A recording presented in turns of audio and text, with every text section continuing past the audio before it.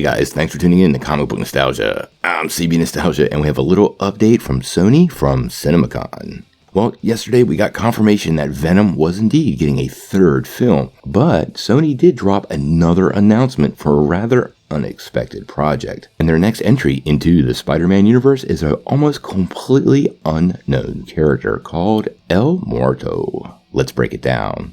Now, before we dive into this though, make sure you hit the like and subscribe button and ring the bell for all the updates. Also, our big giveaway. We're going to give away this Oculus Quest 2 at 50,000 subscribers. All you need to do to get in on our giveaway is be a subscriber and leave us a comment.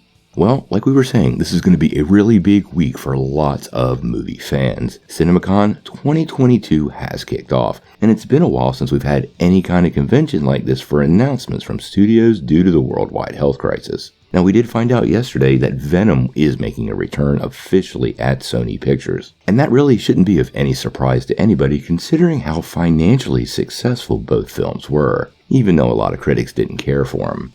Now, Sony was riding high on the success of Spider-Man No Way Home, but let's be real, there was a very disappointing reception to Jared Leto's Morbius, and that's what makes the current announcement sort of weird. It was announced at CinemaCon that Sony is indeed making a El Muerto project, and they have actually found their lead in Bad Bunny.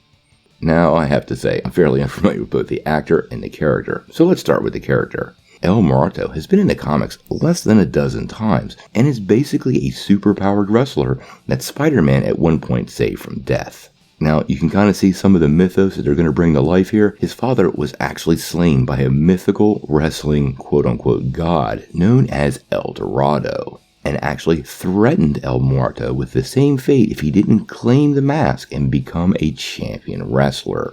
Now, I'm going to have to head out and read these books. I'm completely unfamiliar with them, and I have no idea about the character. I do know the hero's powers are passed down through generations, and he has fought Spider-Man a couple of times to prove his powers to the world. Now, as for the actor, this is fairly interesting. Deadline is reporting that Sony has indeed enlisted Latin rapper and Grammy winner Bad Bunny to play the character. Now, he's made a couple of TV and film appearances in the past, but he's most known for his platinum-selling recordings and has won at least 4 Latin Grammy Awards. I really can't make any judgments on his acting ability because I haven't seen him yet, but we'll have to wait and see if he can actually carry the lead of a movie of this caliber. Now, as for the decision to make this movie, I'm really kind of up in the air on this. Sony has an absolute massive library of really cool Spider-Man characters they could be using, so this is a curious choice. They are billing it as their first Latino character, but I don't really understand why they didn't just go with Spider-Man 2099, a character who's very well known in comic circles, but we don't know what's going on behind the scenes, and honestly, I always like to wait until a project manifests before I make any judgments at all. Now, there's no real details about the film.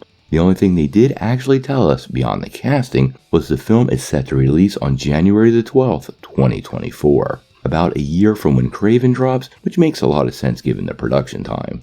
Now, obviously, we're going to stay tuned to CinemaCon for the rest of the week. We're expecting announcements from DC, maybe some more from Sony, and maybe even Marvel. Going to be a pretty big week for us fans, so let's stay tuned and see what happens. But until then, what do you guys think? How do you feel about El Muerto being the next character in line for the Sony universe of Spider-Man characters? And what are your thoughts on Bad Bunny picking up the role?